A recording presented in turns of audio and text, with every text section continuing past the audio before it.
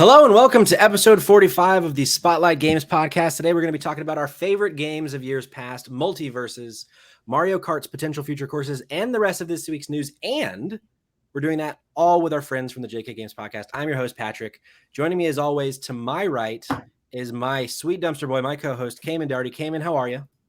Oh, I'm doing wonderful, Patrick. How are you? I'm just fine, but I want to know how our guests are. Jerica, you're below me, so I will start with you. Jerica, how are you? Thank you for joining us today. I'm doing fantastic. I have a Gatorade Zero. I didn't know they did that. Yeah, me neither. Just recently discovered because I need electrolytes apparently With zero calories. With 0 calories. So I think this might do the trick. There you go. I don't know. It's easy to get dehydrated. In today's economy? Yeah. You're telling me. Today's economy. Kayla, how are you? Hey. Thank you for joining the show. You are welcome. Thank you for allowing us to be here. I'm doing great. I don't have electrolytes, but I do have wine. So Fantastic. What are we drinking? Better than electrolytes? Is it a sweet? Is it a red? Is it a white? I don't know specifics, but it is red. Okay. And that is I don't know shit about wine. I'm putting on the facade that I do. What do we call it? A sommelier? Sommelier. Yeah, sure. Yes. Not me at all. Me neither. Not me. Well, let's jump into some housekeeping because we have a lot of video games stuff to talk about, because this is the Spotlight Games podcast where each week we spotlight the latest and the greatest in the world of video games. You can get it by subscribing to our YouTube channel, or you can search for Spotlight Games in your favorite podcast app. And hey, if you want to be on the show by tuning in as we record live Tuesdays at 8 p.m. Eastern time on twitch.tv/SpotlightGamesPod. Be sure to follow us there so that you get a little notification when we go live. Cayman, we have a new episode out of Save Trash Cinema. Tell the sweet folks at home what we talked about. Fill them in.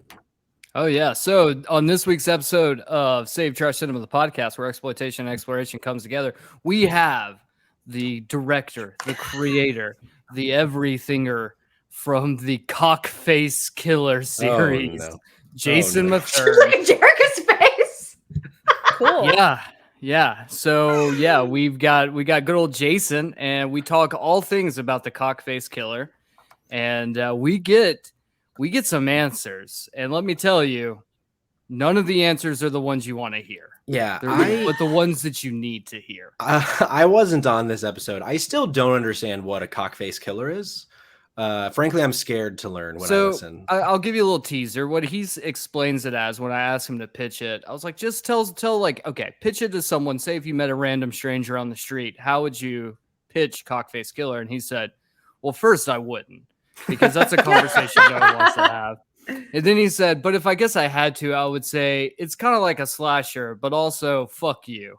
And I was like, hell yeah, that's all I need to know. So go check out that episode's live right now, and it's really fascinating. You get to hear like some more interesting insights about like distribution of film and how distribution companies can censor your movies without you realizing it. Well, so when your movie's called Cockface Killer, I think you're kind of asking for it in certain markets.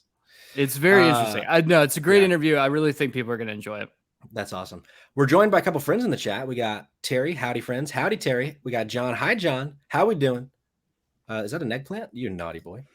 Let's jump in. Let's start the show as we always start our shows. Now that we got the housekeeping out of the way, our house has been kept, as it were. So let's start with what we've been playing. I want to go to our guests. Kayla, let's start with you. What have you been playing this week? Well, okay, so I've been playing a couple of things this week. So timeout, actually. Sorry. Yes. Oh, I didn't really introduce you guys much other than your names. So actually before you we don't need much of an introduction. We really don't. I kindly disagree. Before you say what you've been playing, tell us a little bit about yourself and JK Games. Yeah, so my name is Kayla. I'm one half of our JK Games podcast. So me and Jerica have been friends for a while, and we spend a lot of time talking about podcasts, just like amongst ourselves. And we're like, we could totally just like put this out in the public and talk about it online. So that's what we did. We started JK Games podcast. I mean, dang, almost, I think a little bit over 3 years now, which is crazy to think about. But we talk about games, we talk about shows and movies and like random things, honestly, just like whatever's on our mind.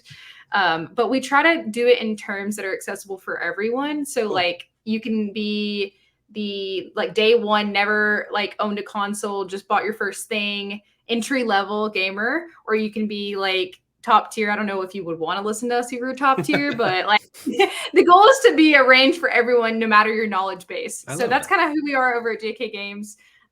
We are on Instagram, Twitter, TikTok, YouTube, all that fun stuff.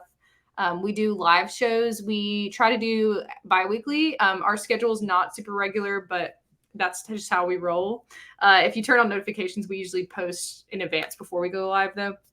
We try to have our episodes up on Mondays. So cool. That's a little bit about us. You forgot to mention, like, occasionally we might get a tick on us, and we have to, sort of share with the viewers like our hate for ticks. Oh no! Yeah.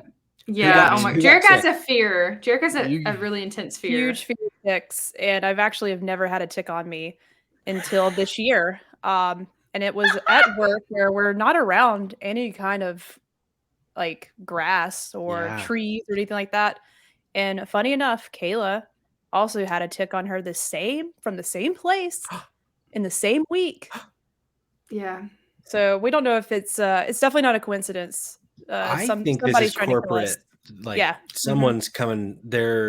Your competitors are trying to take you down via ticks. I think they really are. Something's happening. Honestly, so Lyme disease. This is random. Number one killer. Just a snippet of the craziness that is one of our like. This is a complete tangent, but one of our episodes that has the most like reach is one where I talk about like a cowboy church that I went to. I think we talked about this on our podcast. Yeah, that's right. I still haven't listened to that episode. I need to. Well, so yeah, our backlog is interesting for sure. But yeah, we really appreciate having you guys have us on here, and we had you guys on a couple weeks ago, and that was awesome. So you guys thanks for coming. So what have you been playing, Kayla? Okay, so I have a couple things. I try to play. Now, this is just how my brain works. I try to play like one game at a time on each console that I have. Okay. So on my Switch right now, I'll just start like console by console. On my Switch right now, I'm playing this game called Death and Taxes. Have you heard of it? I have heard of it because I listened to your episode today, but that's the only time I had heard of it. So essentially it is it's a turn-based, I guess, kind of, it's day by day basis. Like you go to sleep and you start again, and that's kind of how the pacing goes. But essentially you're hired on, and it's very like corporate America kind of styled, where you sit at a desk and you have like all your things. And you are a Grim Reaper that has just got hired. And you have like your like boss who's like the head Grim Reaper, who tells you at the beginning of your day, hey, you have to choose 3 people to die. It's very morbid, but it's in a cutesy way though. Like the art's really cute, and it's kind of like just cheeky. And so they'll be like, you have 3 people that you need to die out of these like 6 people, and you get to decide like who lives and who dies. And so I don't know, I just thought it was really interesting. It was on sale. I always browse the Nintendo eShop and to see like what kind of fun things are on sale. I'm always playing Stardew Valley as well on my Switch. A question about Death and Taxes. Is it in any way, shape, or form like the Grim Adventures of Billy and Mandy, the old Cartoon Network show? It's not, but it looks kind of like that art style. Love it. I would say. Cool. Love that show though. But yeah, it's an indie game. It's pretty short. It's like 28 like game days, and it says that your choices have consequences. I haven't seen that yet, like what happens with that. But I love any kind of game that has like a butterfly effect kind of situation. Which, segueing into what I'm playing on my PC currently, I'm playing the first Life is Strange remastered. Nice. Cool. Jerica has been on me trying to get me to play this game. And I'm on episode 4. Okay. So I have one more chapter left because, it's an episodic game, which, of course, now it's all released. So I don't have to wait, which is cool. I can't imagine some of those endings, like having the climax is in sight. I remember, Jerica, did you play that as it came out? Yes. Yeah, me too. It was painful. The months between each episode was like, come on. But no, I'm really enjoying it. I actually played my first Life is Strange game was Life is Strange True Colors, which came out a couple of years ago. Last year. No, last year, yeah.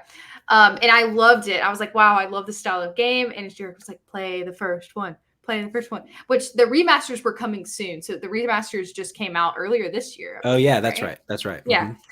So I figured I might as well wait for when they're a little bit like, better quality. which is still not the best quality wise, but Yeah. I don't really care. I'm in it for the story and the results, so I'm really enjoying that. I have one episode left, and then my PlayStation, I'm on the last chapter of Stray, and I know you guys talked about Stray in your last episode. I didn't finish it because I didn't want to spoil myself. Sure, yeah. We got a little spoilery. Yeah, so we actually, our last episode was like it was technically a first impressions, but more like a spoiler-free review because Jerica and our guest last week, Shannon, talked about like their full experience in a spoiler-free way. But yeah, I'm almost done with that. So that's basically a wrap up, I believe. Oh, I saw that we're going to talk a little bit about later the new Mario Kart tracks. I played those as well. Yeah, hell yeah. So I'll talk about that later. Cool. Too. But that's all for me. Awesome. Jerica, how about yourself? Well, luckily, this will probably be a little short. I haven't been playing a lot of games this week. Been a little busy, but I did manage to squeeze in some time with two things. Not a whole lot of time, but I had an itch to get back to some kind of sort of like Uncharted, but I'm like, I played Uncharted. I don't want to play it again, but I want that adventure, open, puzzly game experience. I had an itch. Gotta scratch it. And I figured out a way to scratch it, and that was I played the first Tomb Raider, like the newer ones from Square. And I played the first one. I started the second one, just never, I don't know, I just never picked it up and finished it. So I'm playing the third one, which is I think Rise of the Tomb Raider, which was free, I think, for PlayStation Plus people a while back. And so far it's pretty good. Lara Croft is sort of a selfish lady right now. I was like, when did she get this selfish? And I missed something. I didn't play the second one, so maybe I missed that. And I was like, Jesus, she's really obsessed. She didn't want to save this town that was drowning. She's like, I got to get to the next artifact. Hey, she's a busy club. lady. Another club. Yeah. Blackout. Next base. But that game came out maybe, I think it was like 3 years ago. Yeah, it was kind of recent. It was kind of recent. The term is called boss girl. That's Yes. Lara Croft. She's boss girl right now. Wow, very focused on her work. Pantsuit Mafia. Her craft, if you will. Oh, Kayla. Her craft. But yeah, I picked that up. It was fun. I'll continue playing it because the story's interesting enough, and I just want to see like where she gets into trouble because she's definitely going down a slippery slope right now. Sure. She loves a slippery slope. She does. And then rebar that didn't change. God. Found a lot of rebar sliding around. Yeah. And then I'm still I have decided to keep my Steam Deck. Yeah. I'm going on a trip, so makes sense that I'm keeping it and keeping enough space. I bought the smaller storage option, so I had to get a little SD card to expand it a little bit. But I got God of War on there, so I'm just like, I may play God of War this way because I'm wanting to replay it before the next one comes out. So I've been playing that. Runs pretty well. I looked up some guides online to like tweak it a little bit. Yeah, I always say I'm some hacking. emulators on there. Yeah, I'm trying to hack it. You know, jailbreak it. Which failed the first time, so I had to restart. So I haven't successfully put any ROMs on there. Sure. But I did tweak some settings. I don't know what I did, but it helped with the frame rate a little bit because that was the first thing. Like, because like my eyes are spoiled now with the PS5 and the PC. My and all eyes are spoiled. The frame rates that I see there are just amazing. So immediately I was like, ooh. What kind of frame rates is it getting? Like 30? 60 actually. Okay. Yeah. Shit. I don't know, when I first played it, I was like, it's definitely not. It was definitely not that. But it's literally a portable PC, so you have to go in there and like still adjust like the game settings for this little portable PC. So I turned down like some graphics, and it helped out a lot. I'd be lying if I said I wasn't disappointed that you're deciding to keep it, because on this show I was gonna be like, I will buy it from you. And I probably it worked out because I really want to play. I'm saving enough space for Cult of the Lamb, which is my most anticipated game this year so far. Comes out Thursday. Yeah, I'm going to download that and play that while I'm on vacation. So, yeah. Cayman, what does this look on your face? You look so befumbled. I'm sorry. We have a person in the chat who's talking shit right now. Oh no, talk shit, get shot. You know, hey John, I just want to point out that behind me, I'm sorry, those aren't books because I can't read. That These is are movies, true. baby. That is true. These are He movies. is Oh, snap. famously unable to read. Yes, I am a fart face, so that's fine too. Wow. Stinky. Slander in the chat. I mean, Dumpster Boy, I think is only natural that you might have some farts lingering around you. Mhm. You know? Yeah. This whole place smells like farts. Well, speaking of our stinky Dumpster Boy, Cayman, what have you been playing? So that's an interesting question. What I said last episode is I was going to have a full review of Live Alive on this episode. Guess what I don't have? And that's a full review of Live Alive. Me. Sydney had to go up to Ohio to take care of some family business. So I sent the Switch with her and said, you take it. It's okay. But that has opened me up for a couple new things. One of those, well, it's not really new things, but guess what just came to Evil Dead? Castle Kandar map just showed up in Evil Dead. Let me tell you, fucking incredible. So if you haven't played Evil Dead, they've got a new map now, and it's awesome. Ooh. And there's some new costumes and new weapons, and it's really cool. But the other game I've been playing, I've been playing Dead by Daylight. With two friends of the show, Liz McClain and our old friend Benny Boy. So I've been playing Dead by Daylight late at night with them when I finally have a little bit of time. While I'm like half incapacitated, ready for bed. I've been getting on. Guess what? Fun fact: fucking awful at that game. Like, me too. Me too. I like play a game. Have you ever just like got into a game and you're like, man, I really suck at this game. That is me. That is me in this game. There's like, it was like I went on a stretch with Ben at one time where we played like probably 100 hours of Rocket League over the course of like 2 months. Oh my god, and I'm so bad at it. Was like we got up to platinum tier, like platinum tier 2, I think, in Rocket League, which is kind of like mid ground where like you can say like I'm good, but I'm not like good, But like you felt good. This is a situation where I'm like every match, I'm like, man, I fucking suck. So, but I gotta say, I'm hashtag blessed to have two people who are better than me at the game that can backpack my ass through it every match because, it's a painful experience inside of the Darty household right now. So that's what I've been up to, which is, suppose it's better than nothing. Did I see that they are coming out with Resident Evil characters in Dead by Daylight? They do already. You can play. Oh, they do? So, okay. Yeah. So right now you can play as Leon. You can play as Leon, and you can play as Jill Valentine or Claire. No, you can play as Claire. I know Liz is in the chat somewhere, and she's like, "You fucking idiot! I know all of these things." Wesker is going to be a new villain, and I think they just announced his release date today. I don't know. Maybe I might be wrong on that. That's what I was. Yes, that's what he's coming to the game. So so there's a bunch, but you got like characters from Silent Hill. I play as Ash versus the Evil Dead. So I'm literally just combining both games I've been playing into like one experience because I'm like, I might not be able to attack in this game, but at least I can still play as the same character. Right. I've never played it. Is it like Evil Dead and all those other ones where it's like there's no combat there's no combat if you're a survivor. But if you're the villain, the monster, yes, there is. You beat people up and it's very complicated. It's a game that you wouldn't think would be as complicated as it is.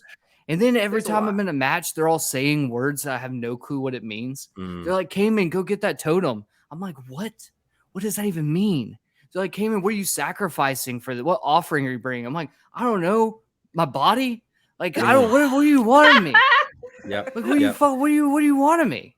I don't know what these people want from me, but I do pour at all of it. So when you're a survivor, do you just play Destiny's Child, I'm a Survivor in the background while you're playing?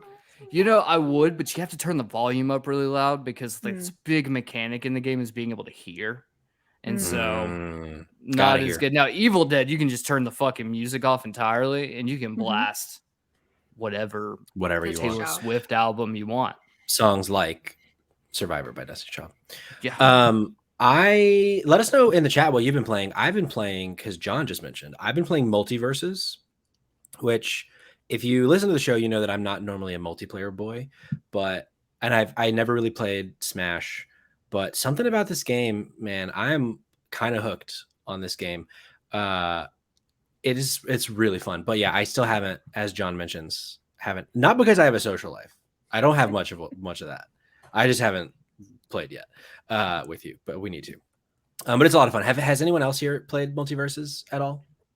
No, I have not, but a lot of our friends have played it, and my husband is super into it as well. Yeah. So I asked him before coming on, like, because I saw that you wanted to talk about like what games, what people we want to introduce, and he had a lot of cool people that he wanted. Yeah, we'll definitely, one of our topics today is there's a leaked character list potentially, so I want to talk about and it is batshit, but it's fun. However, so I've been having a lot of fun with it, and I decided to buy the like founders pack or whatever, which is like $40, and with that it gives you 15 character tokens. So since it's free to play, you only get 4 to start with, and apparently the 4 are gonna like change up every now and then, but right now it's Finn from Adventure Time, it's Superman, it's Garnet from Steven Universe, and it's John, help me out, I can't think of the 4th one right now off the top of my head. Johnny Bravo. Not Batman. Johnny Bravo. It's not Batman. No, I'm surprised Batman's not a free one. You have to pay for Batman. The 4th one is not. It's a character that I've not really been using. Take all your money. But it gives you 15 tokens, so you can unlock. If you want to unlock all of them, you can, or if you want to save them for future characters, you can as well. Which that's kind of more so what I'm doing. But this weird thing happened. So I've been playing online and having fun with it. And then I buy the founders pack, and all of a sudden now it only puts me against people that are like level 15 and above. Even if I'm trying out a new character, like I unlock Arya from Game of Thrones, and now I'm playing against like level 15 people. I'm like, I've never played as Arya. How? So like, I pay $40, and now this game is like really not fun to me. Like, oh no, over the last day and a half, because like it keeps putting me against really hard people. So what I don't understand is it just putting me against the tough people because the players are already dropping and those are just the only ones left, or now that I've paid money, they're like, oh, you must be good. I don't know. Maybe that's a good point. That's a good point. Kind of annoying. You'd be like that guy who spent like $100,000 on the Diablo mobile game, and now he can no longer find people to play against because his characters are too high of level. Yeah, like what a fucking kick in the nuts, man. Should have thought of that when you spent that kind of money. John, Wonder Woman is the final one. Thank you, John. Yeah, I haven't played as Wonder Woman yet. That's why I couldn't remember.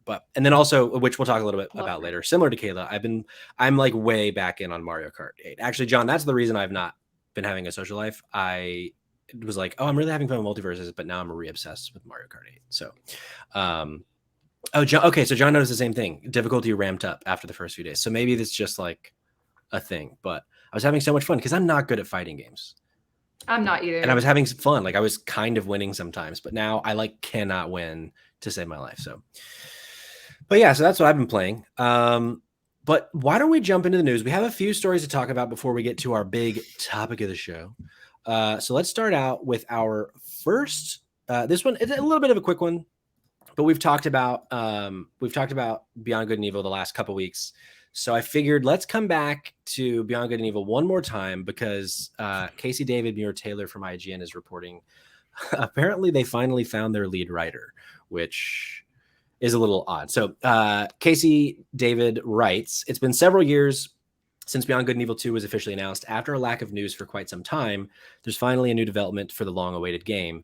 They've hired their lead writer. In a tweet yesterday, Sarah Arellano announced that she was joining as the game's lead writer. Arellano previously worked as narrative designer for Blizzard on World of Warcraft and at Volition, the studio responsible for a game called Saints Row. Beyond Good and Evil 2 was officially announced in 2017 at E3. The game will serve as a prequel to the original game with promises of being able to explore alone or with friends in its massive and ambitious world. So I'm confused because this game has been in development since 2017, or before that, because they unveiled it at E3 in 2017. But they just got a lead writer. So what, like, does anyone have any ideas about what is happening with this game? Because I'm anything, confused. it's just got it definitely got paused somewhere down the road. I just don't know where, because they They showed that like prototype like gameplay of it like a year later. I Yeah, remember yeah, that. yeah, And I was yeah, like, yeah. okay, they're making progress. Look at this. But yeah, like at some point there's where'd it go? I don't know. It's so Me odd either. because what we talked about last week, Tom Henderson was like, "Oh, I've played it, and like it's in beta test." But it's like, okay, so you've played it, it's in beta test, but they don't even have a lead writer as of when you tweeted that, but now they do. So I don't know. It's just, it's all. I'm a little sus to use a new term. Cayman, please. Okay, so I have a theory. Okay, hit us. I have a theory that Tom Henderson had this tweet drafted in lieu being like, I'm going to drop this on April Fool's Day. But then he got word that Trump was going to be raided. And therefore, the likelihood that we live until April Fool's Connections. Day is very slim now. So he was like, fuck it. This is it. This is my time to shine. I got to get this tweet out in the world now. Sure. We won't make it till April. So here you guys go. Fuck you. That's the whole tweet. That was instant. And that's what he did. And you know what, Tom? I got to say, I like it. Respect, you got moxie. Tom. You got moxie, Respect. pal. But you are also a bull-faced liar. There is no playable version of this game. I just don't believe it. And like, I loved the. Did anybody play the original Bianca Nemo 2?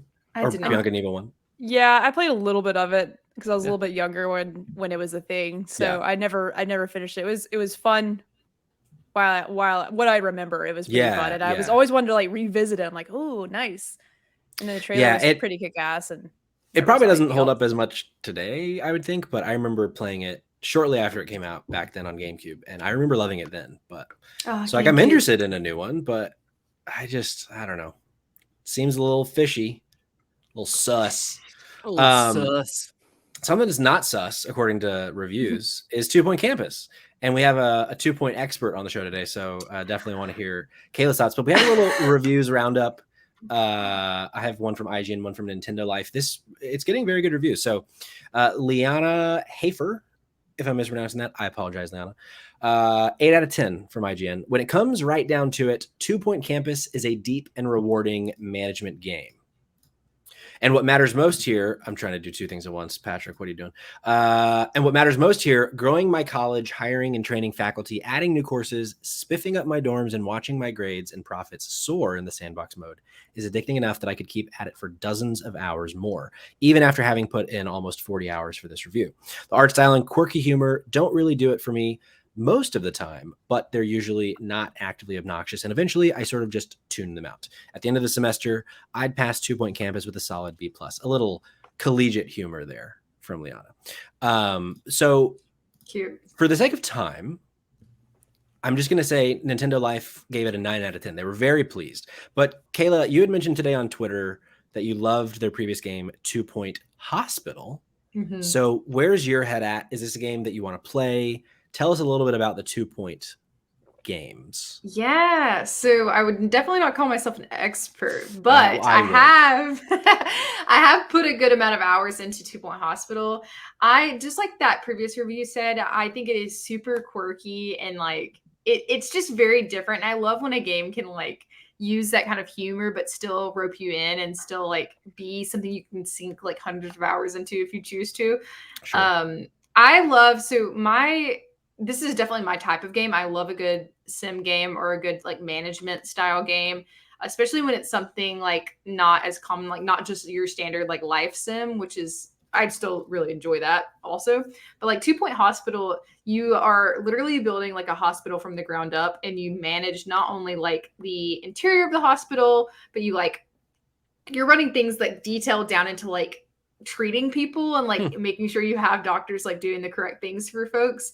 And it's just, I just love their little animations. Are so cute when they do it as well. So I definitely think that it's different for the realm of like your average sim or management game, life management kind of like career sort of thing. So when I saw that they were coming out with a new game, 2 Point Campus, it's actually on, we do, our friends do like a fantasy league gaming situation. Mm-hmm. So like we pick games that we think are going to score well. I actually put it on my list because I was like, ooh, I think this is gonna do really well. I think you're getting some decent points now. Yeah. So yeah, this is something I'm very interested in. Some of the things that I saw is that there's like some fantasy elements involved, like there's some magic, some like Hogwarts style stuff going on, which I'm interested in. Yeah, I just saw some clips of like it's a campus, but like I think there's some kids doing some watch out. sorcery on the side. But yeah, super interested. I actually have it downloading on my Switch right now. Cool. I have not started it yet though. Definitely will talk about it later when I start. I'm interested to hear like once you're playing it on Switch, because it seems like the kind of game that wouldn't. So did you play Hospital on your Switch, or did you play that on PC? Yeah. So I actually does it work okay on a console? I have not tried it on console. Actually. Okay. Got it. It seemed to me like I have certain, I don't know if this is just how my brain works, but I have a certain type of game I like to play on my Switch. Mm-hmm. And so and that usually is this sort of game like Stardew, Animal Crossing, like that type of thing. Little Nightmares I like to play on my Switch. That's kind of a little bit different than a management game, but that sort of thing. It's just like, I don't know how to explain, but like I get a Switch vibe from a game and I'm like, I want to play that on Switch. Like Cult of the Lamb, I probably will play on my Switch. And that's really because I just don't use it that often. So when I have a game that I feel like I'll enjoy more on that, I will play it on that. So I don't know, actually. I'll have to see. Because it seems very like mouse driven. It seems like the kind of game like a Sims or a Sim City. Like it seems like it calls for a mouse. So I'm interested to hear once you start playing it.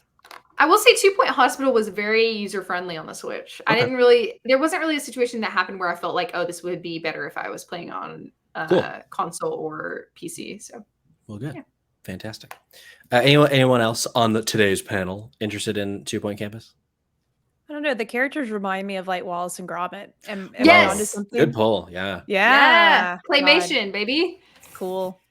I do like that. Right. That's all I know about that game. Yeah, I've not played a lot of sim management games, so it's on Xbox Game Pass. So I'll probably give it a shake on the Xbox, but we'll see. Look, I can barely manage my own life, much less manage an entire hospital and/or university. See, I think that's why I like it so much, because it makes me feel like I'm in control.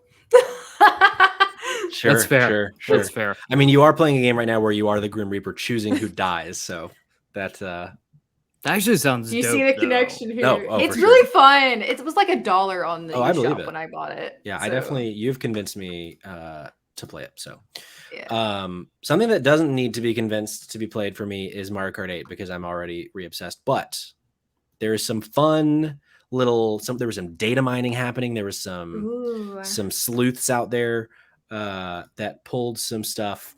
So we might know what's coming next for Mario Kart 8 after the most recent wave that just came out last Thursday. So I'm pulling from Jordan Midler at VGC. Placeholder music files found in the latest Mario Kart 8 Deluxe update may have revealed some of the circuits coming to the game in the future. As discovered by YouTube user Record Reader and posted to YouTube by BL, it appears that several prefetch files were added to the game, which correspond to music tracks from classic Mario Kart games. These prefetch files contain the first few seconds of a piece of music. They're designed to start the music quickly while the actual full song loads in the background. Game developers, they're smart. While the full music tracks that correspond with the prefetch files don't appear to be present in the new update, the prefetch files have provided enough of each song to let Mario Kart fans figure out which circuits they relate to. Based on the prefetch files, the following tracks appear to be coming to Mario Kart 8 Deluxe as future DLC. So there's 15 of them. We have London Loop from Mario Kart Tour. We have Peach Gardens from DS. Boo Lake / Broken Pier from Game Boy Advance. Rock Mountain from 3DS. Berlin Byways from Mario Kart Tour. Waluigi Stadium / Wario Coliseum from GameCube. Those are two different courses, I thought. Merry Mountain from Mario Kart Tour. Sorry, go ahead. Maybe they combine them together. Oh, sure, maybe. Rainbow Road from 3DS. Amsterdam Drift from Tour. Singapore Speedway from Tour. Los Angeles Laps from Tour. Bangkok Rush from Tour. Vancouver Velocity from Tour. And then Sunset Wilds from Game Boy Advance and Maple Treeway from the Wii version. It's unclear when these circuits will be released and which wave of DLC they will appear in. However, a previous data mine uncovered the retro prefixes for future circuits, and based on these, the most likely outcome is that the first 8 tracks listed above will be in wave 3, since the prefixes match. So my question to you all. First of all, do any of these excite you? I've never really played Mario Kart Tour, so all of those are basically new tracks to me. So that's exciting. But are there any of these ones that that are potentially coming that particularly excite you? Cayman, I turn to you. Yeah, I'm excited for Maple Treeway.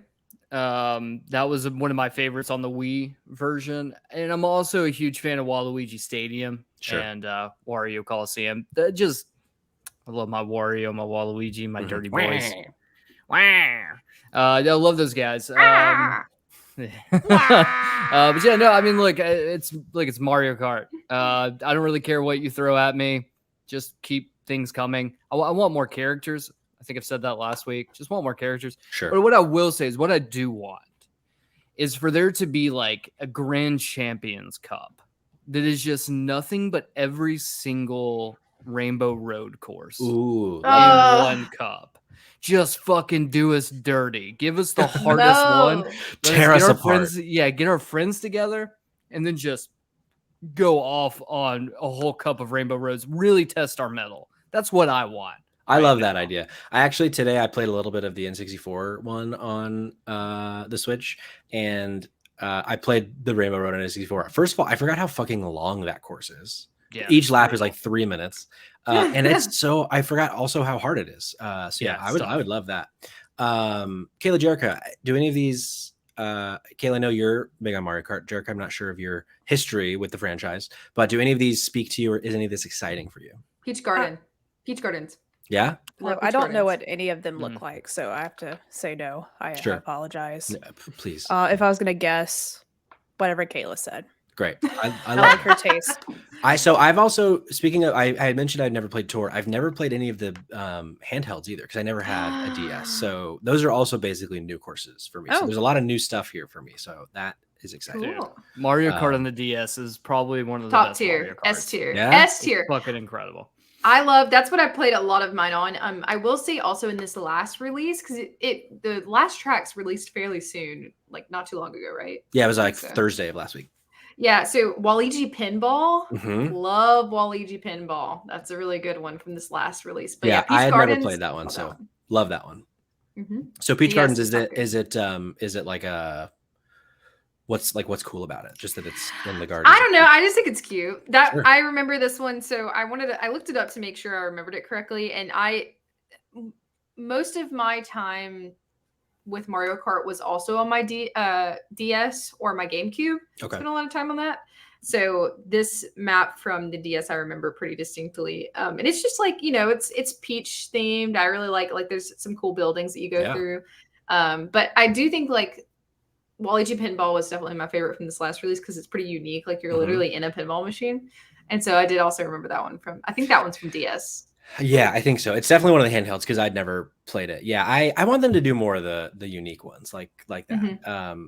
Or like Daisy's Cruiser from the GameCube version where like the whole thing is on a cruise ship. Like I like that kind of thing where like the theme is very entrenched in what the course is. But yeah, give me more Mario Kart any day of the week and I'm a happy boy. So one thing that I do want, and came in if you played it on DS, do you remember Cheap Cheap Beach?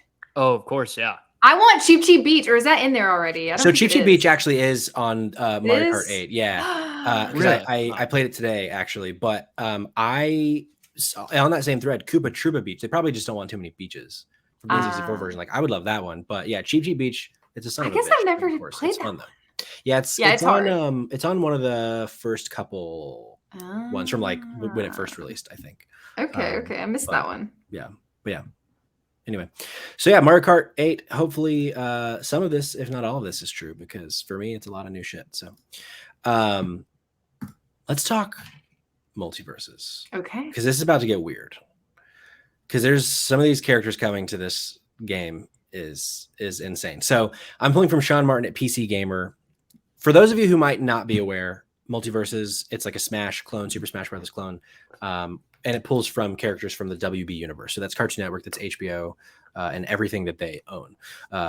And so the current roster is Arya from Game of Thrones, Batman, Bugs Bunny, Harley Quinn, the Iron Giant, Jake the dog from Adventure Time, LeBron James from Space Jam 2, Rain Dog, Shaggy, Finn from Adventure Time, Garnet, Steven Universe, Superman, Tasmanian Devil, Tom and Jerry, Velma, and Wonder Woman. And then the only other confirmed characters so far are Rick and Morty from Rick and Morty. But similar to our previous story, there's been a lot of data mining happening, a lot of leaks. Some things on Twitter have also come out. So this list has been compiled by Jordan at VGC about potential characters upcoming. So I want to hear your thoughts on these because they're kind of insane. So some easy ones: the Joker, Robin, and Poison Ivy from the Batman animated series. Of course. That makes sense. Daenerys Targaryen from Game of Thrones makes sense. The Hound from Game of Thrones makes sense. Fred Flintstone from the Flintstones. Gandalf and Legolas from the Lord of the Rings. The Wicked Witch of the West from the Wizard of Oz. 11 from Stranger Things. Godzilla, King Kong, Harry Potter, Ron Weasley, Raven from Teen Titans, Static Shock, Marvin the Martian, Daffy Duck, Scorpion and Sub-Zero, Kayla, Johnny Bravo, previously mentioned, Neo from The Matrix, Gizmo from Gremlins, Samurai Jack, Ted Lasso. What? The Powerpuff Girls, Ben 10, Black Adam, Emmett from the Lego Movie, Nubia from Wonder Woman, and Mad Max. I don't know which. Interesting. Mad Max, but this. What would Ted Lasso's attack be? I know, right? Like Ted Lasso is a standout for me. Like power positivity, right? I mean, I will say so. MultiVersus.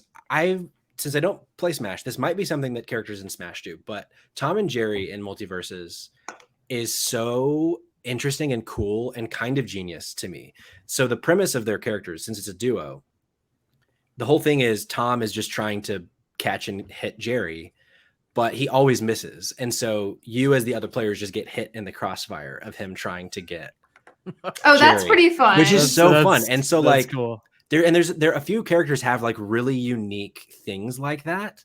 Like Bugs Bunny, a lot of his stuff is like how he does in the cartoon. Like he'll just like summon these things like an anvil to fall from the sky or whatever. So some of these, while they are kind of insane, like Gizmo from Gremlins or even Ted Lasso. Yeah, like what is he doing? I really hope that a lot of this is true because I'm certain that the creativity that they have, or like the Wicked Witch of the West, it sounds really cool. But are there any standouts from this list from y'all? Because it is insane. I love Game of Thrones, so all the Game of Thrones ones I'm interested in. Yeah. But there are a couple not on this list Yes. that we'll get into later that I really want to be. I'm a big Adventure Time fan. Let's jump in. Love Adventure Time. Who do you want? I want Marceline. I want Flame Princess. Mm-hmm. I want Lemon Grab because how fun would it be for him just to be screaming at you? Oh yeah, for sure. Ice King. Another show I would love is Regular Show.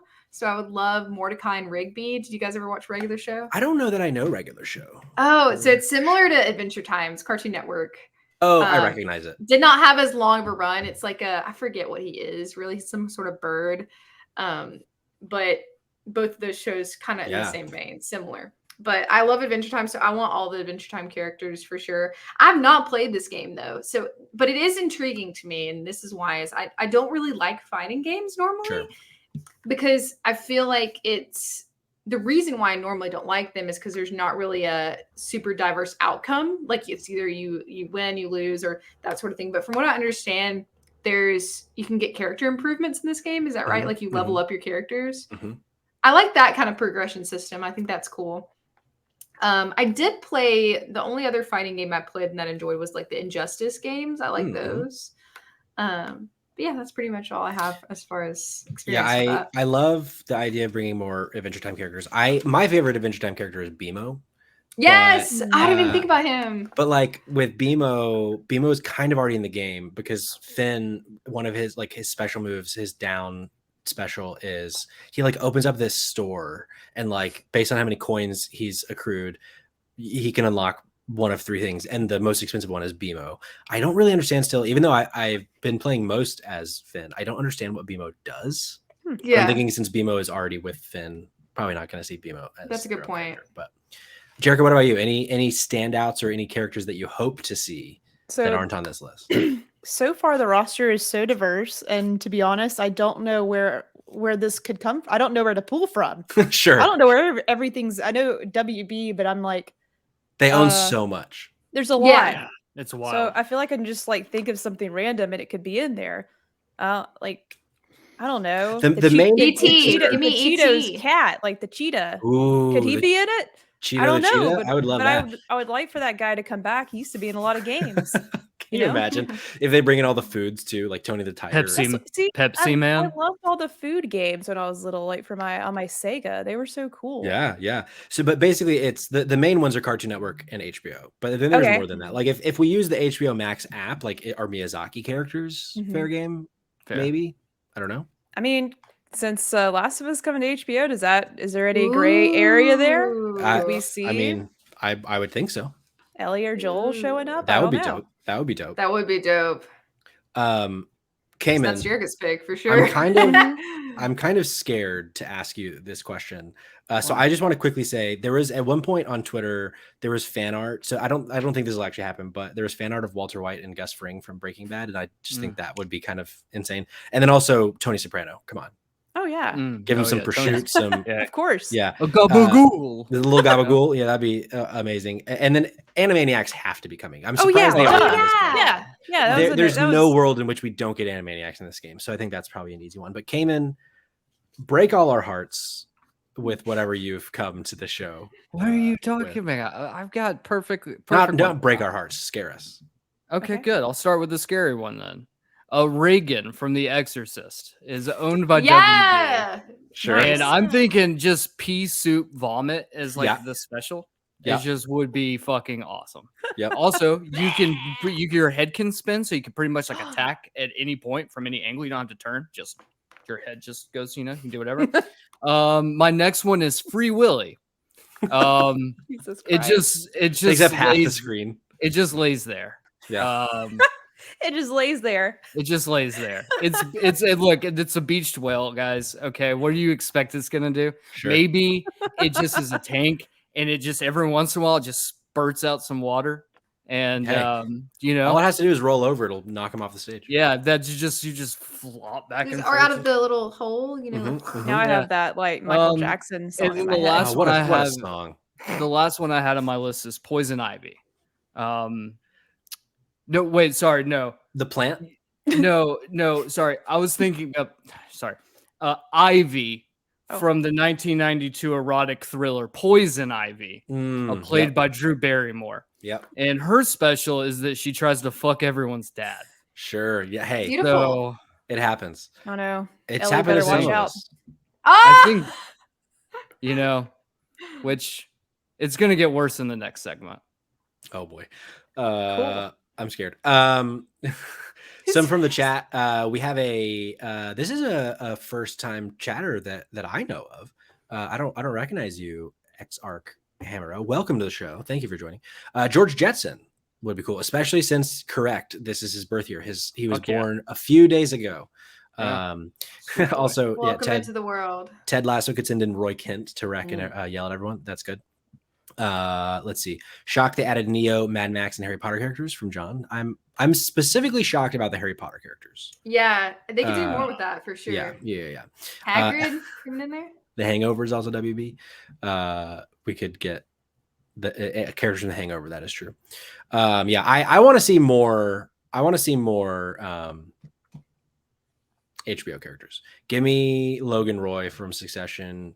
Give me Tony Soprano. All those.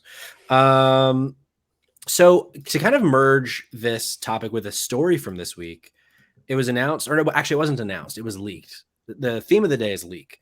It was leaked from a data miner called Andy Reloads on YouTube. Andy Reloads uncovered gameplay of an Iron Man themed and a Thanos themed armor set potentially coming to Assassin's Creed Valhalla. And so I meant to pull up a picture. I'm going to pull up a picture. While I do that, does this do anything for anybody? The potential of playing as Iron Man in Valhalla? No. I think it's cool. It's cool. Jerica played the newest Marvel game that came out. What was it called? Marvel's Avengers or Guardians of the Galaxy? But she did play Guardians. What was the one that you could play as several different Marvel characters. I Marvel think that was Probably, Avengers. yeah. Yeah, Man, I that That's game- what tried I was it. gonna say. That Totally okay. escapes me.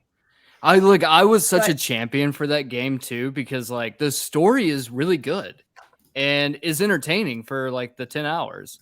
And then it's like, oh, but no, this is a games as But a that looks service. cool, though. And then that part sucked. I will- But this Yeah. looks dope. Like this is cool. The question is like, did someone add that like the arc beam? Is that a move you can do? Yeah, the arc beam does look Okay, a that little might be- suspect. I don't know. Here's the thing with Assassin's Creed right now for me. I've had it is the one game that I've not uninstalled for my PlayStation 5. Okay. It's the one game that's been there the longest and I have not touched it since, but I cannot uninstall it because there's Sure. so much DLC for it. Yeah.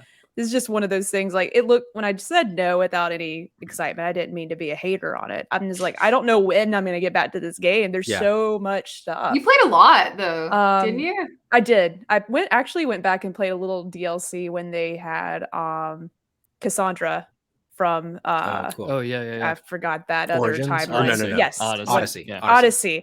Because I wanted to see how those two ladies interacted. That was, that's just part of me being into lesbians in games, which Sure. that was cool to see. Yeah. Other than that, I might eventually get back to it and try out this suit if this is what I could do with it. Sure. This looks cool. Yeah, I don't want to be the dissenting opinion per se, but it's kind of gross to me a little bit. Like why? Like what is? Like I understand that Assassin's Creed it's all made up, right? Like you go into the Animus and it can kind of be whatever, but like Iron Man, really? Thanos? Like this screams cash grab to me. This can see screams like that. Ubisoft wants some Keisha Lusky and they got it with Iron Man. That's fair. But it's probably going to be fun. I just like, I don't know. It with the trajectory that Ubisoft has been on recently, this is just like another red flag for me, but it's probably objectively going to be very fun. I guess is it just going to be like flair, or from this picture it looks like there's definitely abilities involved. Yeah. So, But yeah. And since that it's could technically not definitely- been unveiled, we don't know, but Yeah, interesting. I'm interested. I Cam- actually haven't played this game. it's Yeah. good. It's big. It's very big. Cam, what are your thoughts on this? Yeah. I don't give a shit. I really don't. It just still goes back to that point of like, what the fuck is going on in Ubisoft right now? Yeah. And like, if this is all you have to muster, like, man, you guys are in a shit place. Also, is Disney about to buy you? Because Tencent is making a push. Yeah. And I would not be shocked if Disney just throws out Disney money and it's like, no. We want an in-house studio. Could be. We're buying Ubisoft. I would not mark this like 6 months from now. This Disney announces they bought Ubisoft. I'll shit my pants.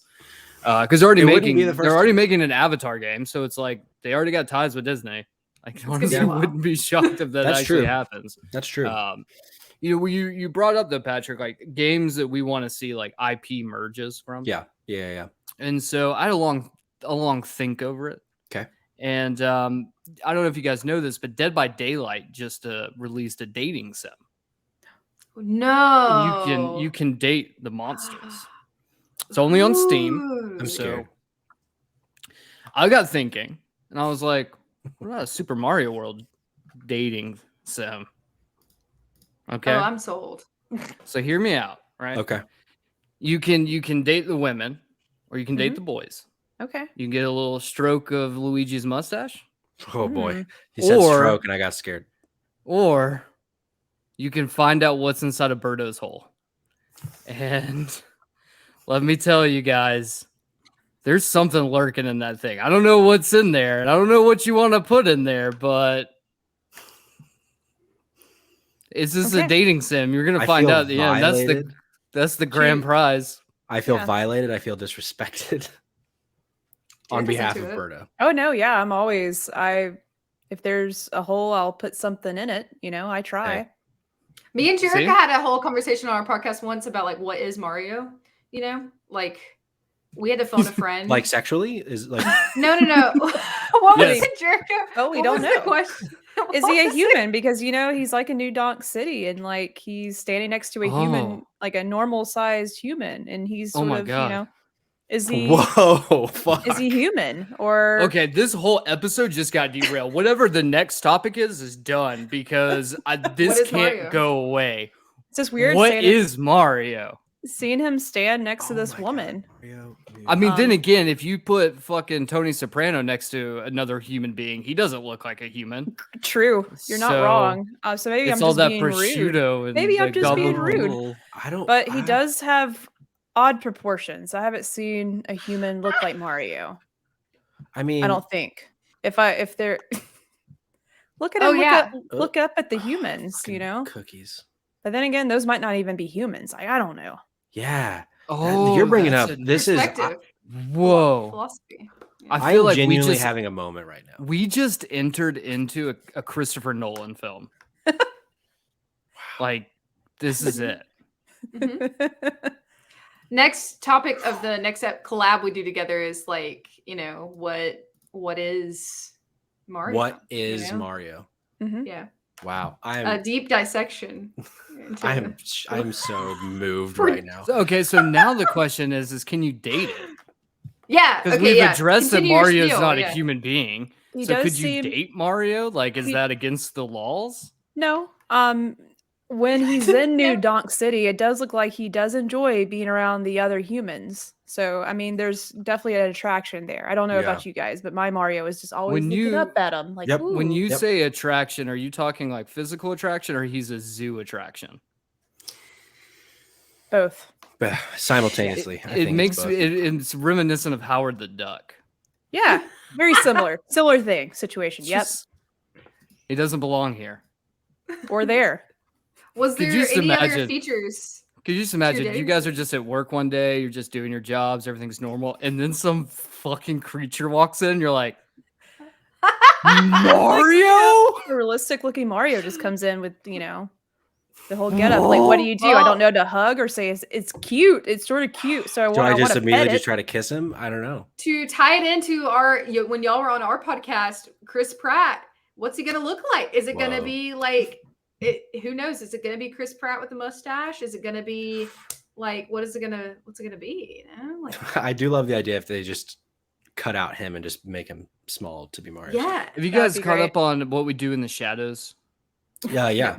Okay, so like baby Colin Robinson, that's Oh, what I yeah. imagine Oh, the no. Super Mario movie is going to be. It's like Chris Pratt's face on this grotesque, glumpy creature. God. Oh boy. Well, I'm I'm scared. gonna have Somebody clip that. nightmares for weeks. Thank you, Jerica. Thank you, Cayman. welcome. So let's bring it up a little bit. Wrong one. Let's bring it up a little bit. Yeah. So there is this little trend going around on Twitter recently. Actually, before we do this, how much time do you guys have? Like, are we good? to I'm keep going? good. I'm good. Yeah. Because we are running a little long, but I'm enjoying the time. Cayman, how about you? How we feel? I'm good. I'm Great. good. Fantastic. So there's a little Twitter trend going around where people would go like year by year, going backwards, what their favorite games were of each year. So I wanted to bring it to the show, to the panel, to talk about and see, go back as far as we want to go. What was our favorite game of each year going backwards? So I figure what we can do, let's rely on the clock. Let's go clockwise. So Cayman, you're going to start us off each time. Okay. And we're going to go Cayman, Kayla, me, Jerica. So let's start us off with this year. What is your current 2022 game of the year? I'm gonna go with Elden Ring. Okay. There's honestly it's one of those games. I don't know. Like I'm still sitting here. I played that back on launch, and I'm still sitting here like I haven't played a game yet this year that has scratched that weird ass itch for me. And I refuse to touch any other Souls games because I know they're very different than this. So I refuse to go back and try them out and see if that works for me. But yeah, I'm gonna go with Elden Ring. I look the hype was real. The game is really fucking good, and I at this point, I think the only thing that's gonna potentially take it out from Game of the Year for me is God of War, and Sure. that's a really high bar right now. So I'm going with Elden Ring. Elden Ring it is. Kayla? Okay. So I did not have a pick for this one because I feel like I haven't played a lot of games that have released this year yet. Sure, that's fair. I really am enjoying Stray. I really love Stray, but I will also say something else that like it would be a a disgrace if I didn't, mention with my hype for this. I don't know if it really lived up to my complete hype, but I was so excited and happy for this that it has to be at least in the running for my game of the year. Like in pending area is the Mario Strikers Battle League that came to Switch. Yeah. I love Mario Strikers, so it's got to be up there for me, but I'm still really undecided on my game for this year. Yeah. I want to play a couple more. So another game that I tried but haven't finished that came out this year was Tunic. I really enjoyed Tunic, but I haven't finished it yet. So I can't fully commit to that yet, but I really enjoyed that one as well. So. Yeah. For me, it's kind of neck and neck between Stray and Horizon Forbidden West, but I also, to echo Cayman, I fully expect, unless God of War just goes completely off the rails, I expect it to be God of War when that comes out, but we'll see. How about you, Jericho? I'm in a similar boat, but I feel like it's probably going to end up being God of War, but I am so excited for Cult of the Lamb. Yeah. That's the one I've just been I can't quit looking at it. I played a little bit of the demo and I didn't have to complete it. I was like, I'm sold. But so far, if I'm going to put one on the board that's been out this year, that came out this year, it's got to be Horizon Forbidden West. Yeah. So I put the most hours in that. But I guess Destiny counts, but I don't like to put Destiny there. Destiny comes out every year. Right. Witch Queen was a good expansion, though. So far, that's probably my favorite Destiny expansion. It was legit. Okay.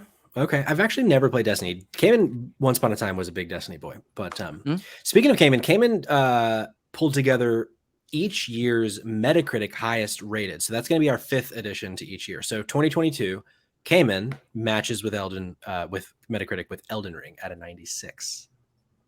So you have Metacritic tastes. It's high. It's up there. Let's bring it back to last year, Cayman. Last year, yeah. So for 2021, It Takes Two. I'm sorry. It Takes Two. Best game of 2021. There's no question about it. The Game Awards were right. Sure. It's the best game. Fan of the show, Nick Swalski, texted me yesterday or the day before and was like, hey, just rolled credits with my girlfriend on It Takes Two, and I agree with you. That game is game of the year for 2021. I was like, I know Patrick didn't believe me, but that's awesome. True. I never finished it. I enjoyed what I played of it, but it didn't keep me around enough to finish it. So unfortunately, I disagree. But you suck. I did not play that one, but Jericho played that one, right, Jericho? Yes. Work of art. Loved it. Kayla, what about you? Do you have a game of the year for last year? Okay, so yes, but this one was hard for me. Me and Jericho do like a yearly wrap up normally and like decide what our personal game of the year is. Last year was tough for me. There was a lot of good games last year. Tie for me, but if I had to pick, because I don't want to cheat, I have to pick. Sure. Life is Strange: True Colors was my game of the year. Closely, like smidge, Resident Evil Village was also really high up there for me. But that's 2021 for me. It's really hard. Yeah, Life is Strange: True Colors is definitely in my top 3, like strongly in my top 3. But my favorite last year was Deathloop. I adored that game. I don't. Lots of great games last year. I know, it really was. The list for last year is like the top 5 for me are all really, really, really good games. But yeah, I couldn't get enough of Deathloop. I know Cayman, he tried, he bought it for my sake and couldn't get into it. Dog shit. I was so sick of seeing like trailers for it, so it actually turned me off to it. I only played it because of some of the reviews I was hearing, because I was like, I don't want to see this game. It's sucky to me. But then I played it. I agree with you. It was one of my favorite. It wasn't the best. It's not my top spot, but at least number 2 or 3. So, what was your number 1, Jericho? Well, this has been a dream come true because I did not play it that year, but I played it this year. So can that count? Absolutely. If I would have played it in 2021, it would have been Inscription, boys and girls. Sure. Inscription. Yeah. This came to PlayStation 5 too. Yeah, and technically it's been my game that I've played this year that I've had the most fun with. So hell yeah. Inscription. Yeah, I streamed that for a couple hours a few weeks ago, and then it all fell apart. But I cannot wait to go back to playing that game because I really, really loved what I played of it. So good. Whenever I finish it, we should do a little spoiler discussion. Please, no one look up anything about it. No one look up anything about it and just experience it. For sure. For 2021's Metacritic Game of the Year, Disco Elysium: The Final Cut got a 97, which I did enjoy that game, but didn't crack the top 5 for me. But hey, that's an opinion, baby. Cayman, 2020, hit us. Oh, you know it's coming, baby. Yakuza like a motherfucking dragon. Sure.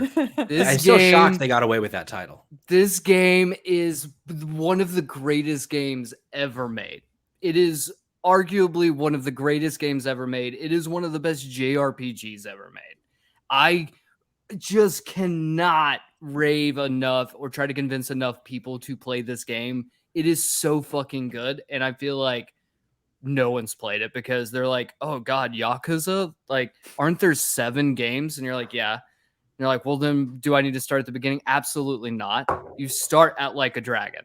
Just start it like a dragon and just fucking enjoy it. You just promise it, if you can make through the first couple hours, because it's like a JRPG, it's very exposition heavy in the first couple hours, but that's every JRPG is like that. You just have to get used to it. If you can make it through that, I can't say enough. Like, this game is, and guess what? It's currently free right now if you have a PlayStation. Ooh. Oh, can yeah, play that's it right. That's right now and get it. So please, for me, just play it. For You'll Cayman. love it. If for no other reason, for Cayman. I'll keep talking about Birdo's nose hole if you guys Oh, God. don't. So Oh, God. Kayla, how about you? Okay, so wait, do we move on to 2020? We're in 2020, yes. Okay, yeah. Okay. So another sad year for the world, but a really great year for games. Yeah. I would say. Yeah. So I have 2 on mine too. My number 1 has to be Last of Us Part 2. Yeah. 2020. The one a little too much on the nose, little spooky that it came out that year, but that one. But also, I have to give like a honorable mention to Animal Crossing: New Horizons as well. For sure. But if I had to pick, it would be Last of Us Part 2. Yeah. right on. Yeah. Animal Crossing, like that.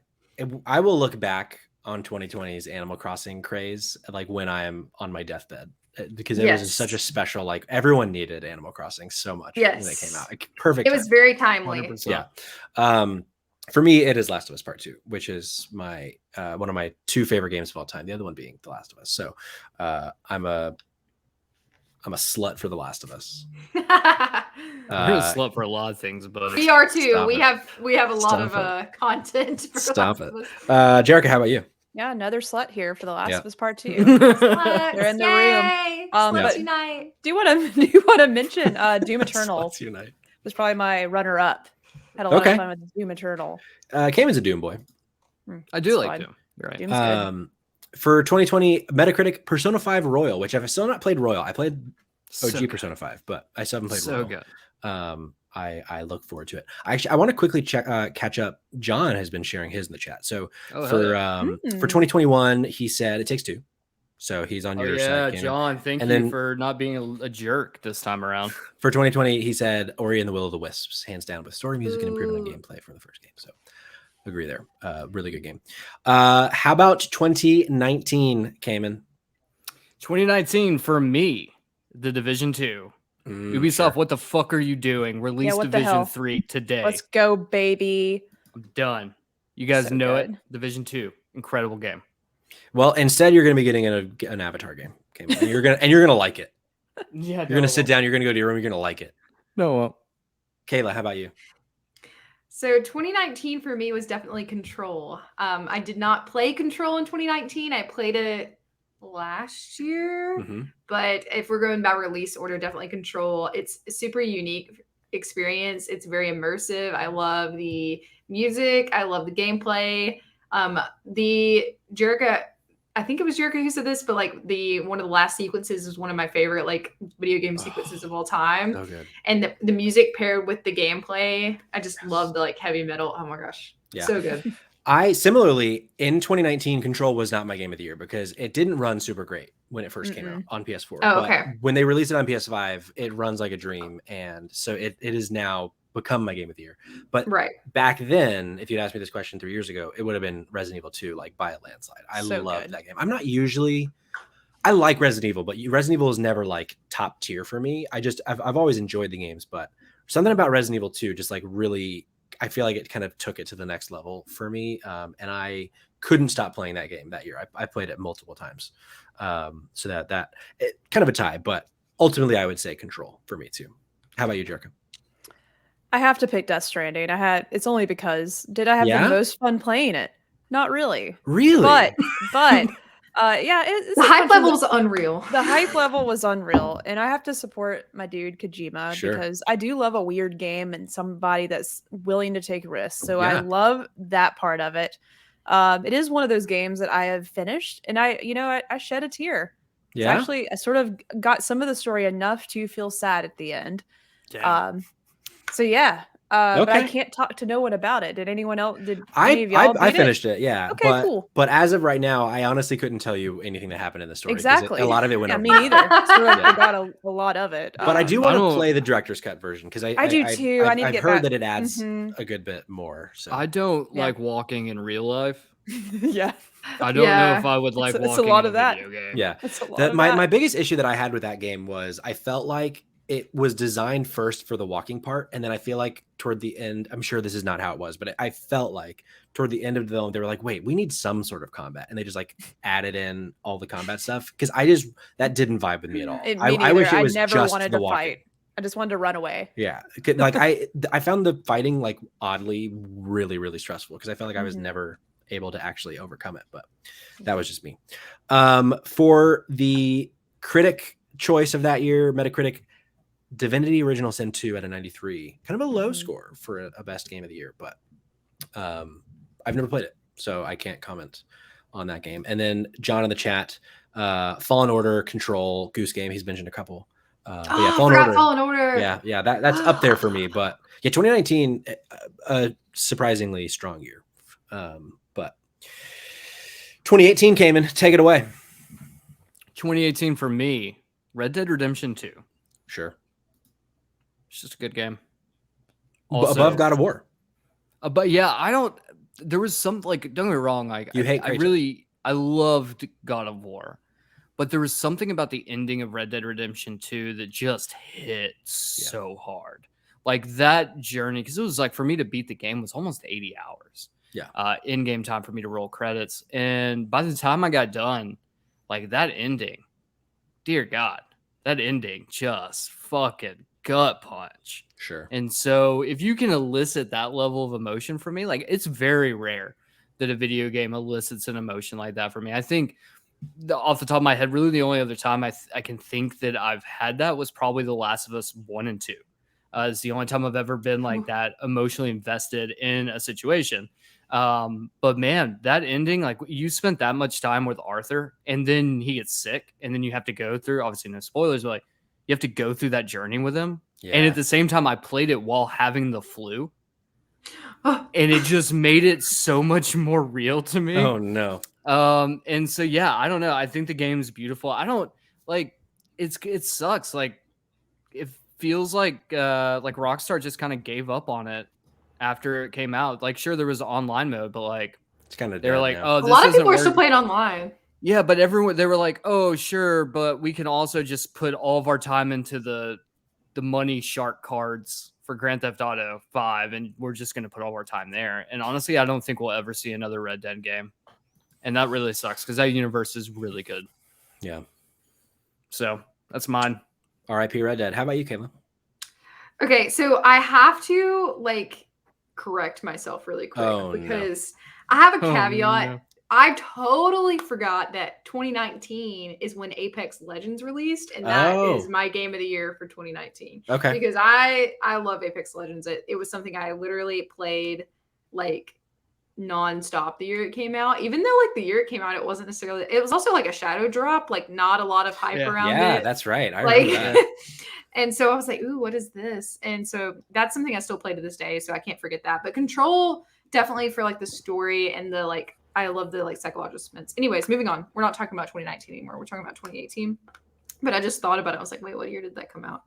2018 Spider-Man for me. Spider-Man's up there. I love a good Spider-Man story. This game was really good for me. It's one that like, you know, I don't necessarily want to go back to it, but it was something that really stood out for me. Oh, for sure. I played God of War, but I definitely think that Spider-Man is just something that I've loved since I was a kid. So it just hit a little bit more for me. So. 2018 also a really strong year because for me it's pretty close between God of War and Spider-Man. But But yeah, because Persona 5 originally released that year. That's true. That's Assassin's true. Creed Odyssey, I think, came out that year. Strong year. But yeah, for me, it's God of War. That's one of my top 5 of all time. So definitely that for me. How about you, Jerica? God of War as well. Have to Ah. agree. Boy. Mhm. John in the chat, Red Dead 2 and Celeste. A little Celeste shout out. Ooh, yeah, that's true. And then the critics were on Cayman's side, Red Dead Redemption 2 at a Oh, nice. 97%. I'm surprised that score. bit God of War. Huh. Yeah. I think God of War is at like a 92 or something. Yeah. 93, something like Yeah, that. it's up there. Yeah. I think it was second place. Yeah. When I pulled. Let's go to 2015 because we are running a little long. I feel like I'm gonna I want to out. take a moment to mention 2017. Okay. Patrick. Yeah, no. Oh, we're not skipping to 2015. I'm just saying we're going to stop at 2015. Oh, okay. Yeah, good. yeah, I was sorry. like, So hold on. There's a maybe that big was unclear. release that happened in No. 2017. 20. So let's do 17, 16, 15, and then maybe another time we can do the rest. But Yeah. There's a quick correction on your point. Persona 5 released in 2017. Oh, word! I must have just played it in 2018. It was on my little list. Thank you for the correction. So I actually have a tie in 2017, and it starts Mm. with Persona 5, but it ends with Yonder Cloud Catcher Chronicles. There you go. Whoa. Excuse me? Yes. I think you tweeted this one at me yesterday. I did. It's this little indie game. Mm. It's this little indie game. Okay. It's kind of like a mix between like a 3D Stardew Valley and Animal Crossing. There's no combat. It's just all exploration and crafting, and you can do a lot of fishing, and it's super cute. It's cute as fuck. And it's one of those games that like no one knows. No one's ever heard of this game. Never heard of this game in my life. And I think that's why it's very important for me to use this platform to say, everybody go play Yonder Cloud Catcher Chronicles. God knows if the studio behind it will make another game again. It's a very small studio. And so I think it's even more important to go out there and try to support them if you can. But the game is just so fucking cute and fun. I do love the art style. Loving. Oh, and you can play it on Switch. You can play it on PC. You can play it on your PlayStation, your Xbox. You play it on all sorts of things. There's no reason not to play the game. Also, there's way less of a learning curve to get into that than something like Yakuza. So this game is like no learning curve. So it's like added that to my list for sure. Baby's first simulator. I might be playing that very soon. I promise you, everyone will love it. It's a beautiful game. A little cutie pie. A little cutie. How about you, Kayla? So for 2017, for me, I have 2 as well, but they're close. But Horizon Zero Dawn came out in 2017, but you also have Little Nightmares came out in 2017. Oh yeah.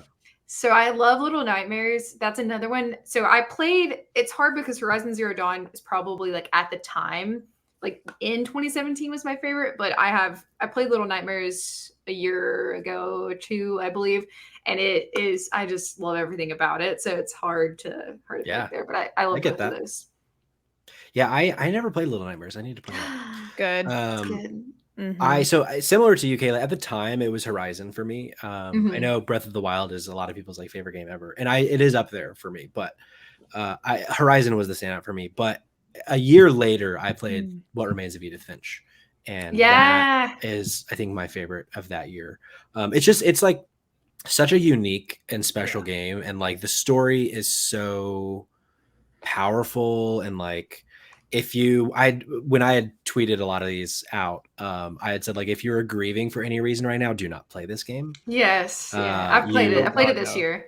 You need to be in like a strong headspace, I think, to play it, or it's just going to affect you fucking 9 times more than that if you're grieving in any way.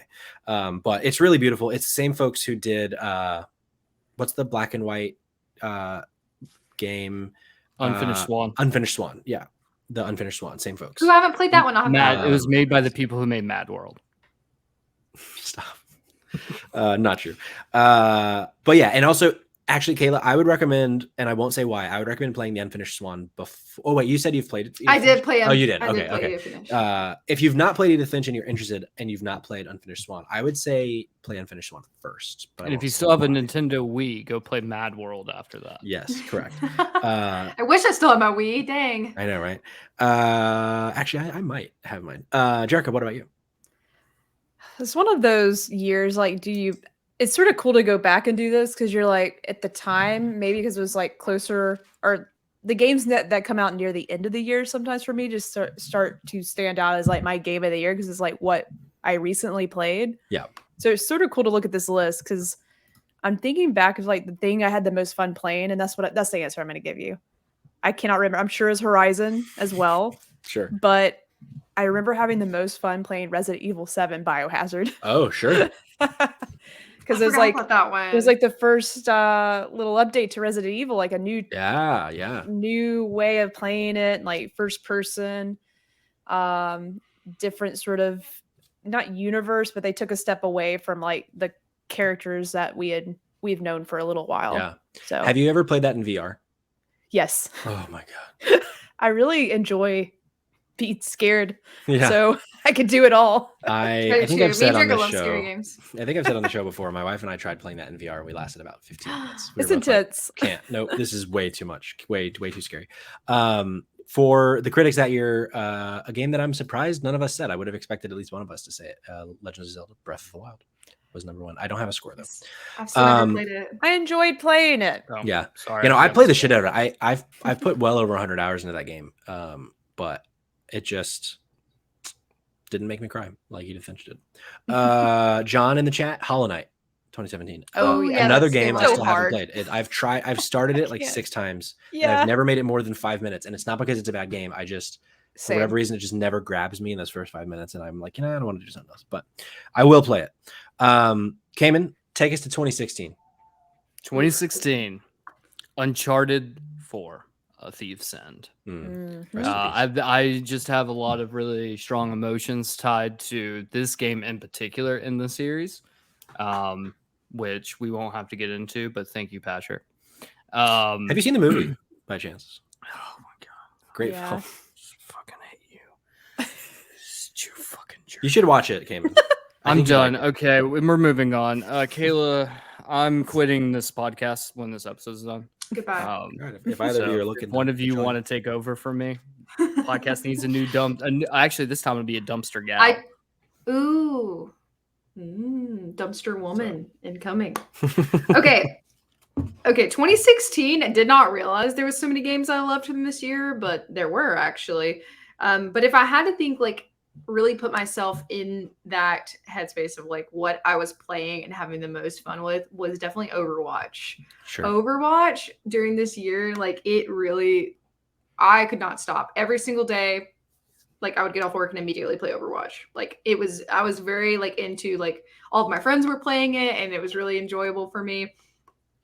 But closely tied, and I realized most of my picks for this are multiplayer games, but Titanfall 2, I'm a big Titanfall fan. Yeah. Titanfall 2 came out this year. Love Titanfall 2. But then honorable mention, but I didn't get into this until later, Stardew Valley also came out this year. Oh, whoa, yeah. 2016. But I didn't start playing Stardew Valley until a good bit after that, so I can't really include that, I feel like, in good faith. I don't know. I'll allow it. But yeah, so 3 answers. For sure. Patrick? Mine is Inside. I have that on my list. I know Jerica has played it. I think we've talked about Inside, and I think Cayman has as well. Just like another one of these, similar to Edith Finch, just like it's such a vibe. Like it's very dark. It's very like I don't think there's a single word in the game. It's just, but it's like it's a really cool, like the way they tell the story is really cool. And if you've not played it, it's like 3 hours tops. So check it out. Jerica, what was your game of the year? I did want to add, if you liked Inside, you're gonna love Little Nightmares for sure. Oh, cool. Okay, yeah. Same vibe. Yeah, very similar Cool. in terms of like just very quiet and Cool. platformy. A little spooky, scary. A little bit. Firewatch. That was a cool game. Oh, cool yeah. Story. Hell Good yeah. pick. Great writing, and just one of those games you didn't really expect it to be what it was. So that was That's cool. true. Yeah, there's a turn in that game that I really, if 2016 Patrick was like, oh my god, video games. Yeah. Yeah. They're more than video games. Yeah, it's not just Mario, that fucking alien. For the critics, again with Cayman, Uncharted 4, A Thief's End. You're such a critic shill. Cayman, you're such a little Metacritic Well, it's because slut. smart people that know how to do this job think like me. Just saying. I don't know. John, 2016, Doom and Pokemon Go, which Pokemon Go, that is a great Oh. that was also a It was a time. movement. A movement. That was It truly was a movement. Yes. Yeah. If Wow. you didn't play Pokemon Go when it like the first 3 months it released, you didn't experience play the truth of Pokemon Go. Yeah, I still play it from time to time too. 2015. Let's close it out with 2015. I wish we had more time to do the rest because I'm really enjoying this conversation. But We could do part 2 for sure. we could do part 2. We can continue back. 2015. Cayman. What was your game of the year? 2015. I'm gonna round it. I'm gonna bring us home. Rocket League. Hey. Zoom, zoom. Yeah, look, Zoom, Rocket zoom, League zoom. has still 7 years later. Rocket League is still a really good fucking game. It is. It is still a really good game. I actually broke my PlayStation 5 controller. no. The R2 button is broken now because I played so much Rocket League. I wore the spring out Not from rage, just from. from playing the game. Your Smart power man. of so will. long. Yeah. So How about you, Kayla? Okay, so for me, 2015, it's gonna have to be Black Ops 3. I'm a big Black Ops fan. Yeah? Didn't really enjoy the most recent installment, Black Ops 4, but Black Ops 3 was a good one for me. I played a lot of that game. Definitely at the time was like top tier for me. Is Black Ops 3, does it have a famous person in it? Is that one of the ones with a famous person? Ronald Reagan. What? I He's think in so. Black Ops 3. That's not what I meant, but Oh. Well. thank you. No, that was good. You made me laugh, Cayman. Don't do that. I don't remember, but I can find out. Cayman, you're so quirky. I'm just like Zoe Deschanel, except poor. Poor man's. I can't Zoe. find out if it has a famous person in it, but I play the shit out of that game. Sure. I cannot. Is it like the multiplayer for you, or is it the story, or both? Both. So the original Black Ops is one of my favorite games. Purely for the story and then like the revolution of like zombie multiplayer in my life. Sure. But also I really enjoyed the multiplayer in Black Ops 3. It was one of the first games that like I felt like I was actually good at the multiplayer. Yeah. And so I was like, hallelujah, I can like be good at a multiplayer game and show off. I can dig that. But yeah, I really enjoyed it. I didn't play Black Ops 3, I don't think. I used to play all the Call Good of one. Duties, and then at some point I was just like, I'm not playing them anymore. Yeah, you know, they taper off. You know, there's a line in the sand, I feel like, and I think Black Ops 3 was the end of the line in the sand, Sure. like the good and the bad. However, I did enjoy Cold War. I did play Cold War. Okay. When it came out. The story was interesting. I didn't really play the multiplayer in that one, but I liked the story of that one actually. You might be the first person that's ever said they enjoyed the Cold War, but hey, everyone has their own opinion. Everyone has their thing. For me, it was Metal Gear Solid 5: The Phantom Pain. This was a game for me that, I think the story by the end of it, not great. Like it's okay. Like it kind of, and like I really missed David Hayter being Snake. I didn't love Kiefer as Snake, but the gameplay of that game is like untouchable. It's still like, if you just ask me like what is the most fun game to play, that's probably like top 3 for me. It's the gameplay loop of that game. I just spit everywhere. The gameplay loop of that game is so fun. I played that game for well over 100 hours. I couldn't stop back then. So yeah, Metal Gear Solid 5 for me. I hope we get more of it someday. Even if it's not a Metal Gear game, just like build that kind of a game again, please. Because it's probably not going to be Hideo. It's not going to be Kojima-san, but let us pray. Jericho, how about you? Son? What'd you say? Chris Son? What about Chris Son? Maybe. Chris Paul-san? This one was tough, but I have to say, I guess 2015, that was the year that Life is Strange came out. So, Yep. And I remember playing that. Then I didn't know that was 2015, but here we are. So definitely that, and like runner-up is definitely Ori. That's I've gotten a little through the second one, but the first game I really it was like the first like hard game like that I could actually play, and I got sort of good at it. Yeah. Yeah. Similar to Kayla, like I didn't play Metal Gear that year. I actually played it the next year, 2016. But in 2015, Ni no Kuni is the game I played, which had come out a few years prior. But so yes, like I was like, I couldn't stop playing that game that year. But in terms of the critics, 2015 was on my side this time. I think for the first time, Metal Gear Solid 5, The Phantom Pain at 95. Technically, the GTA 5 PC release was number 1, but it also The never-ending story. GTA 5, the PS4 release, was number 1 in 2014, and Grand Theft Auto 5, the PS3 release, was number 1 in 2013. Yeah. So there you go. Come on. Oh my god. And then so to close this out, John, 2015, Ori and the Blind Forest, Undertale, Witcher 3, and Crypt of the Necrodancer. I forgot Witcher 3 was 2015. Yeah. That'd be up there for me too. A very good year for the video game. So I know we've been going for an hour and a half. Probably our longest show to date, but it's been a banger in my opinion. Nice. I want to close out the show with the cauldron question.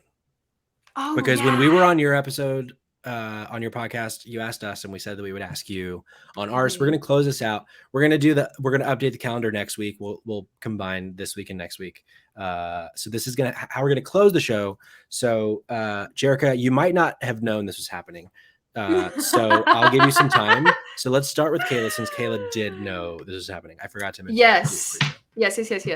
Okay, so actually, time out again. So the cauldron question, for those of you who might not have listened to the last episode, it's essentially if there was, a witch or a wizard, a black wizard, black witch, not racially, black magic.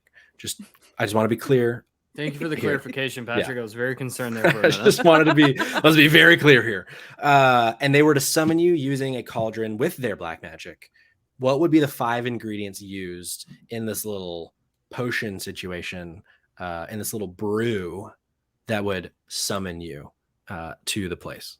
As Jerica looks around her room for inspiration. Okay.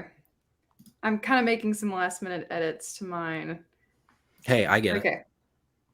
So when I think of this question, I think of like, what makes up like the essence of me? You know what I mean? Sure. And we can go back and we can be current at the same time. So definitely have to include, and you can crumble them up if you want to make it more like palatable for the cauldron, the recipe, if you will. Chips and salsa from your local Mexican restaurant. It can be any, really. Okay. Definitely, if we had to pick, it would be a local place near us. Sure. But chips and salsa, gotta go with that. I dig it. Next one, we have to throw in a little splash of red wine. Gotta be, just a little bit. Stir it in there. We'll really, with the salsa and red wine combo, we're gonna be looking like some blood in there. It's a little creepy. Oh God, it gets really difficult. Okay, a purple, specifically purple GameCube. The royal purple GameCube is my favorite console of all time. Put that in there. Great answer. Crunch it up. Swirl it around. I struggle to find a specific game to put in, but Stardew, right? It has to be Stardew. It's got to be in there. It's got to be like original copy. Like put it in there. Maybe. Have you played the board game? No, I have not. I've not played the board game, but I want to. I haven't. It's hard to find. I feel like. Yeah.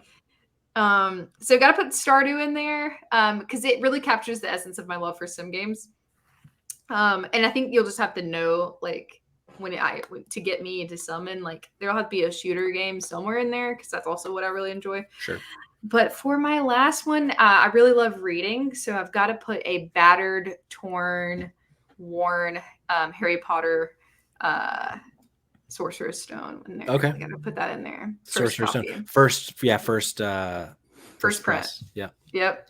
Got to put that in there. And I think you would get me out of that. Yeah. No, that's a nice little eclectic mix there. I can get down with that. More diverse than my answer, which is mostly just various foods. And I could have done that one. Jerica, how about you? Are you ready to be summoned? Yes. Definitely a pair of Jordan 1s. Sure. Could be any color. Okay. Do you have a favorite pair though?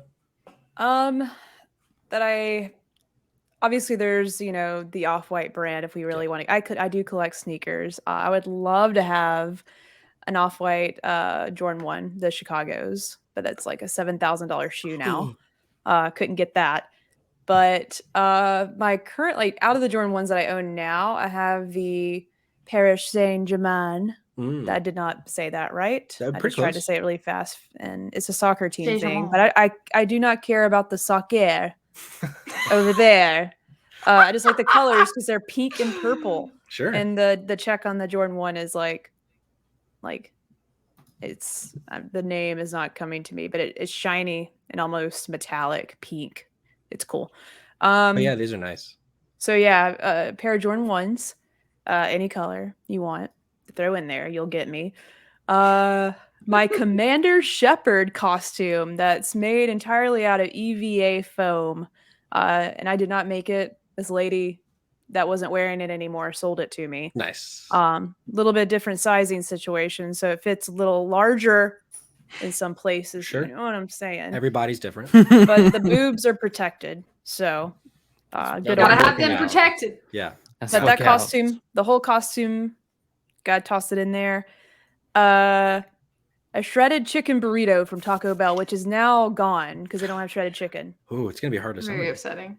Yeah, I don't know. Oh yeah, gotta go search it on a quest. Gotta shred your own chicken, I guess, somehow. Get meat claws, okay? Just a little pro tip for you. Invest in some meat claws. You got to get the meat claws. If you do any sort of meat shredding, the meat claws, you have to have them as a utensil. Also, if you ever have a home invasion, those things are deadly. Whoa. So Wolverine. Nice. A little. I don't know. And then I would say one of my favorite Coheed and Cambria albums, my favorite band, in Keeping Secrets of Silent Earth 3, my favorite album by them. Nice. That's the album that you would, have to toss in there as well. I dig it. We all know you both a little better. So yeah. Thanks for playing, and thanks for bringing that question. That's a JK Games original, so feel free to use it at parties to get to know the people you're around. Actually, the week after we did that podcast, we were at a brewery with some people, and I was like, I have a question I want to ask everybody. It's a good question. It's a great question. And folks, that's our show. A tight 97, a very tight 97 minutes. But hey, I think it was well worth the time. So thanks for coming along on the ride with us. My brain is melting. If you'd like to be on the show in the chat, twitch.tv/SpotlightGamesPod. You can follow us on Twitter at SpotGamesPod. You can follow us on Instagram and TikTok at SpotlightGamesPod. You can follow me on Twitter at Patrick Schwag. Cayman at Kid Cayman. Kayla, Jerica, where can the good folks find you? Where can they listen to your podcast? Tell them all the things. Go, Kayla. You can find us on, thank you, Jerica. You can find us on Instagram and Twitter, JK Games Podcast. Our Twitch is also JK Games Podcast. Essentially everywhere, JK Games Podcast, TikTok, YouTube. Oh my gosh, that's stressing me out.